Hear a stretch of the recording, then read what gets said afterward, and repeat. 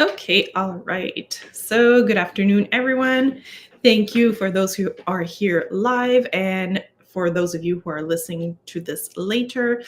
I'm Audrey, I'm the Spec Ed consultant, and we are continuing our three-part series this month about MTSS, so multiple tiers of support system. So we've already covered the first and second part. This is the third and final part. And if ever you're interested in viewing the previous series, just send me an email and I can send you the videos. Can everyone please turn off their microphone? All right, so as I said, today we're going to be looking at the data-driven decision-making model, or also known as the collaborative problem-solving model. Those two are synonyms, and that's what we're going to go into. So if ever you would like a copy of the slides, please just shoot me an email. I would ask for you to wait at the end to ask me some questions in the chat box or at the end, so that I can do 20 minutes of content and then 10 minutes for questions at the end. I will also have a survey link that I would ask you to please fill out at the end for some feedback. All right, so today's agenda, 30 minutes, short and sweet. We're going to do intro. We're going to talk about MTSS, the data-driven decision-making models, and then questions.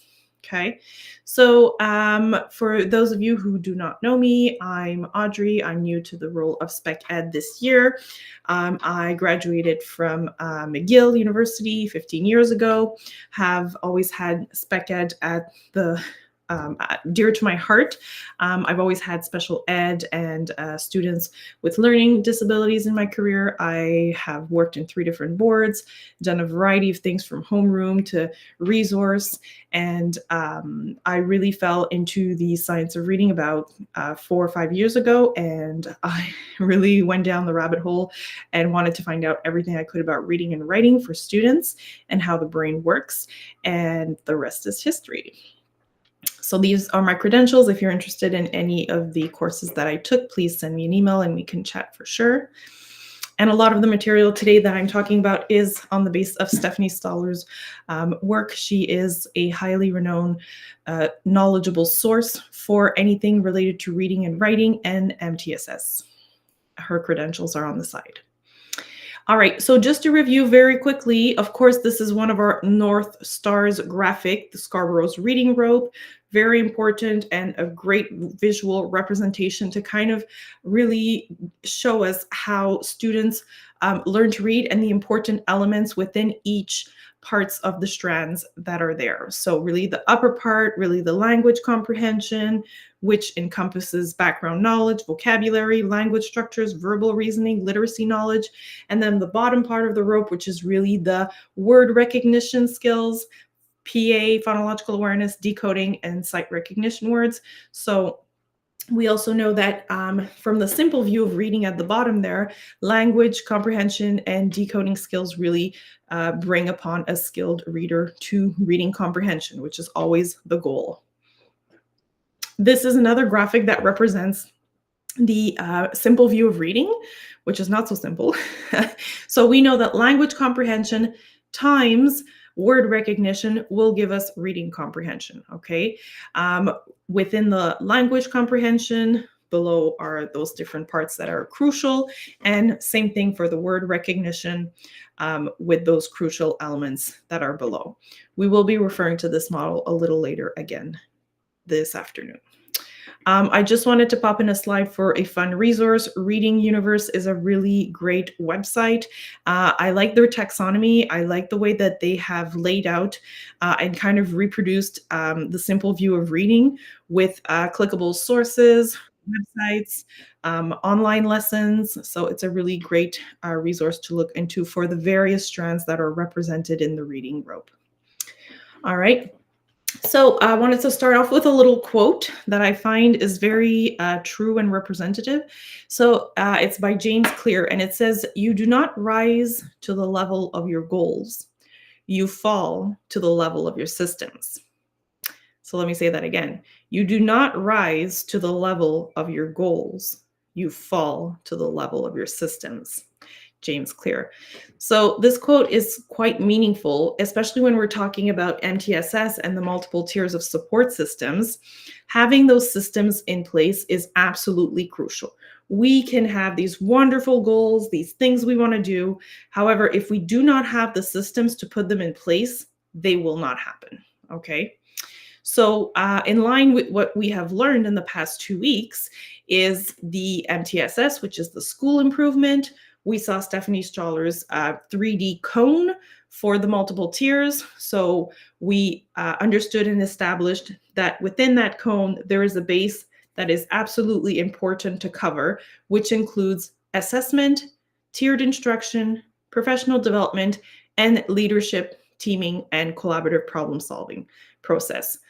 And parallel to that, as we are working on the school improvement, which is a continuous thing, okay, it's continuous, we also have the CPS, or the collaborative problem solving process. And this is cyclical and really goes round and around with those 4 different steps. And that's we will go into more detail today. So just to review the definition for MTSS, it's really matching student needs to instruction through the use of assessment data, which we talked about last week, and in the collaborative problem-solving process, which is what we're going into this week. Like I said, sometimes you will have the data assessment part, but then the collaborative problem-solving process does not follow through. Therefore, we have some leverage that needs to happen. And we know, of course, that it is a framework for the science of reading, okay? We talked about universal screeners last week, the importance of a universal screener in establishing and starting off your data, all right? So being aware that as of June 2026, we will be using ORF at the board level from cycle 1, which there will be training for. And Acadience is one of many universal screeners, and it measures really the health of a system. That's what it does. When we are measuring all students, so universal screener, everybody gets it, and there are the benchmark goals that are there are the lowest acceptable scores. Very important not to misinterpret that these are the average. These are the lowest acceptable scores to prevent from reading failure for students, okay? And we know that we can meet 100% of the lowest acceptable scores, but not with the same kind or the same amount of instruction. All right.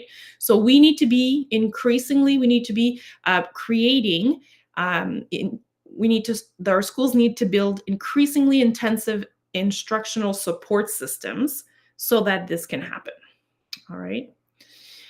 Remembering also when we talked about the validity, so that ORF here, you see the oral reading fluency is really a 0.91 in terms of validity. So this is quite high. We know that it is reliable. Also, that a universal screener, just to not get confused as well, it is not a speed reading test. It is really, truly a reading comprehension. We want to establish in terms of that skilled reading on Scarborough's reading rope at the end for that student. Are they a skilled reader? Yes, no. And if they are not, then we go into our diagnostics and we go figure out exactly what strands we need to work on. So ORF is really one of the best predictors on how well a student will comprehend what they read. All right. We talked about structured literacy also and the importance of it. And so right now in the base of the cone, we've covered everything. So we've covered assessment, professional development, tiered instruction, and today we're focusing on leadership, teamwork, and collaborative problem solving. So just to do a very quick refresher for the 3 previous ones. So tiered instruction. So it really is tier 1, a hidden gem. It is a hidden gem of MTSS. It is absolutely important that we master that tier 1 so that we can really go and declutter the rest of our tier 2 and 3s, okay? So this is an adopted definition, which I really like. It's doing whatever it takes in core instruction to get the majority of students to meet grade level expectations in reading, whatever it takes, all right? So when we're doing our collaborative problem solving process, that's where we're in those discussions. Remembering that tier 1 is risk reduction. All right, it equals risk reduction. It's the most comprehensive, the most minutes.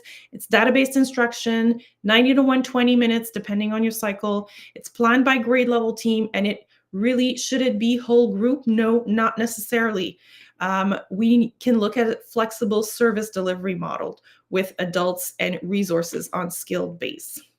And within that, within the tier 1, bringing up the point that I said last week about small group versus the go to grow model, in terms of really going to see what student needs. Okay, so in a small group, your your teacher would do her tier 1 instruction, let's say, to everybody. Okay, so we're all doing phonics lesson on the k sound. Okay, so everybody gets it. Everybody gets it. And then, oh, we know that there are a few kids who don't have their vowel sounds yet, maybe, or, haven't mastered some other previous sounds. So we send off everybody to independent stations. And then after, we take that small group of 4 or 5 kids and we work on that. It's small group. And then everybody's doing independent work. Do we know if they're really doing the work? Do we know that we have to be managing behavior? Yes. Do we know that they're actually doing what they need to be doing?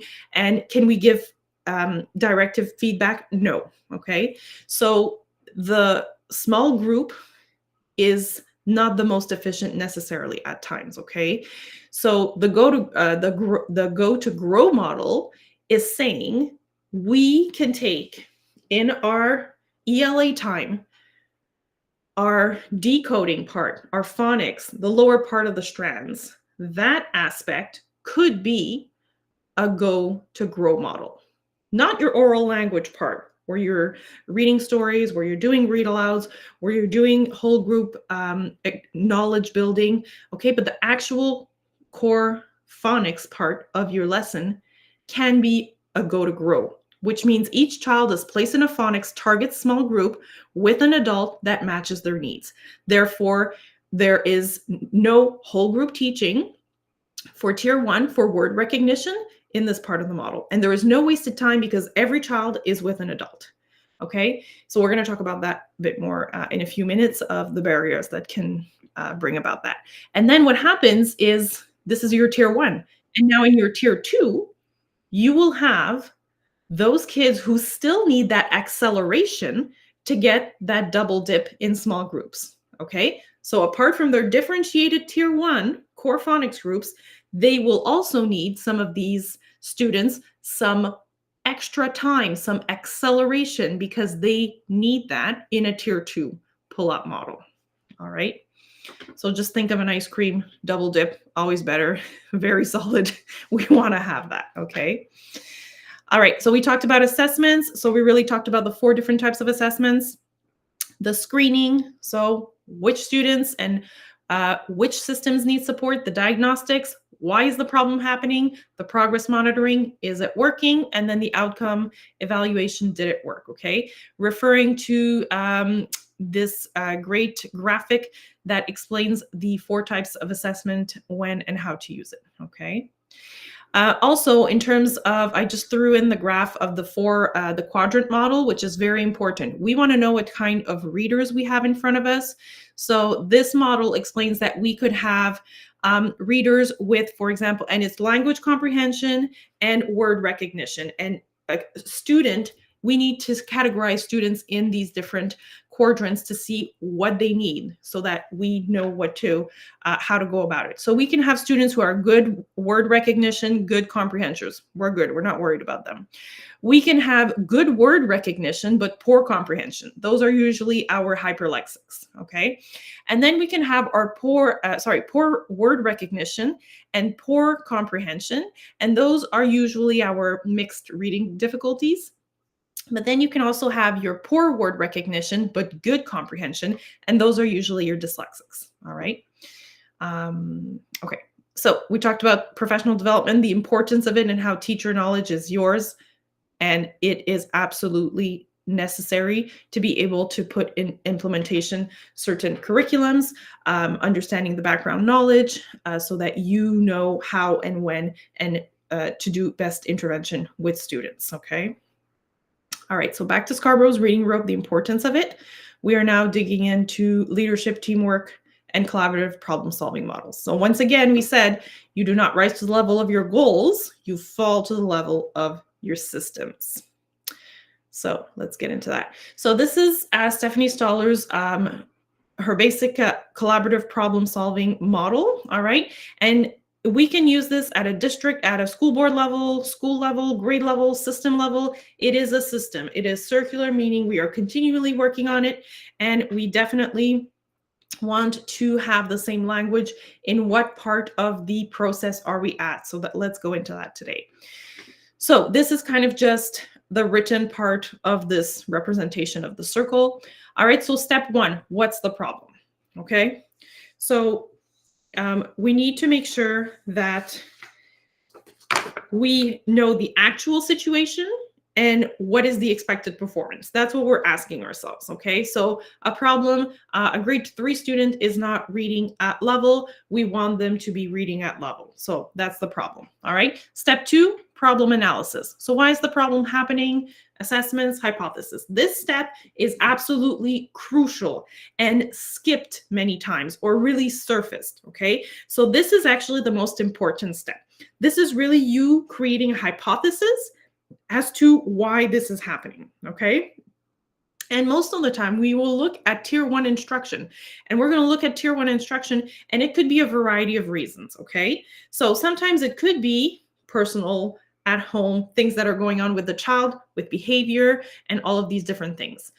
If we're looking at the learning side of things for the tier 1 instructions, there could be a variety of things happening. Now, in the most common denominators, these are the things that can happen. One, it could be educator background knowledge, all right? So knowing that they have a curriculum, do they know how to teach the curriculum? Were they trained? Do they have the background knowledge? 2, scheduling. So scheduling could also be an issue in terms of something that is a barrier towards us moving for students to be successful. All right, so do we have consistent time? Do we have protected time? Are we staggered because not all the adults are available at the same time? Okay. Another thing would be to decide what to teach whole group and what to teach small group. So talking about that differentiated model of tier 1 instruction, who are part of your maybe 90 to 120 minutes, are for whole group, for your language part of the strands, the upper strands. And then in your bottom strands, the decoding, are really differentiated tier 1 instruction in a small group for specific skill deficits. All right. We do not rush this part. It is very important. And we have to figure out, with all the different hypotheses that we have, which one is the number one that will have the biggest effect on all the other ones. Okay. So whatever one you say, this is the most problematic, this is why it is not happening, and through that, it's going to have a ripple effect with the other ones. All right. And then the third part is you plan your development. So what should we do about it related to your hypothesis? So in this, we need actual actionable measuring plans. And we need to, for example, we may need more assessments. We may need to understand why the student is struggling. Okay, we may, and we're not testing just to be testing. It's really when we have a question that we cannot answer, that's when we bring in more assessment and diagnostics. Okay, and then 4 is the plan working, basically. All right. So for example, when we want to figure out which system needs support, if I have 6 out of 10 kids who don't have the minimal skills, can you successfully intervene with 60% of your group? No. And can you say exactly which students are truly dyslexic if you have 60% of your group that is not reading at level? No. So we need to attack certain tier 1 aspects. It is really important. All right, so you're going to say, okay, but Audrey, what about time? What about resources? What about people? What about figuring out scheduling and all that? And you're right, okay? So in these meetings that you have, you need to be talking about the barriers for your reading success. You need to be talking about those problematics. We need to have those muddy conversations to say, okay, this is a problem. How can we address it?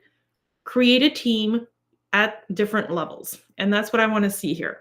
I want to see different teams that we could have at a school level. We could have different teams at a grade level. All right. So when we're talking about the different tasks, for example, as a school, we can be looking and analyzing a data. We can be setting goals. We could be removing barriers through the data-driven decision-making model or the collaborative problem-solving model. And it's similar in the same thing for the grade level. Okay. At the grade level, now we're going more intricate in terms of allocating human resources, your support staff, your resource teachers, your admins, your professionals that are involved in these conversations. So in terms of how we can design and implement instructional plans. All right. So different levels, different systems and conversations are needed at these different levels to be able to truly address the MTSS model. All right. So choosing courage over comfort. Change is hard. It's not easy. But when we want to see something, oh my God, so sorry, my 20 minutes is over. When we need to see, when we see that basically what we are doing is not working, the collaborative problem solving model is a great place to start in having those conversations and asking those questions and going through the process to see if those are points that your school is wanting to start having conversations about. All right. And finishing off with a quote, those who grow together go together. I really like that one. All right. Any questions? I will just close the recording. Stop recording. I think it stopped recording. Did it stop recording? No. The recording, let's see. Stop.